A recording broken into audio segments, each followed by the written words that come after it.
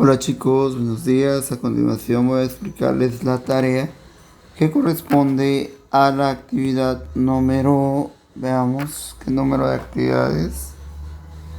Actividad número 4 de plataforma con un valor de 15 puntos. Presentación de un cartel con la descripción de la página 43.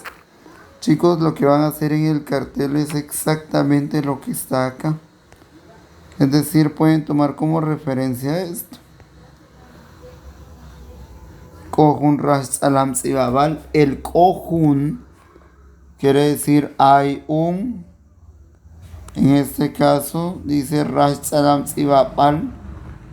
Una pizarra verde. Hay una pizarra verde. Luego Kohun Kantem. Hay una silla amarilla. Luego Kohun Kakokmesha.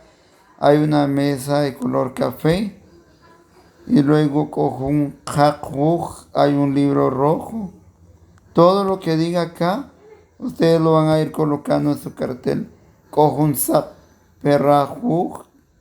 Buscamos en el vocabulario que es Perrajuk. Eso lo encuentran en la página número 40.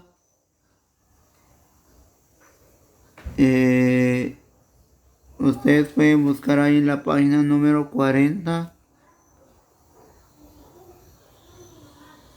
Perrajuk es cartel. Hay un cartel. Kohunqek Kopaljuk. Vean cada uno de estos y los significados los encuentran en la página 40 de su libro.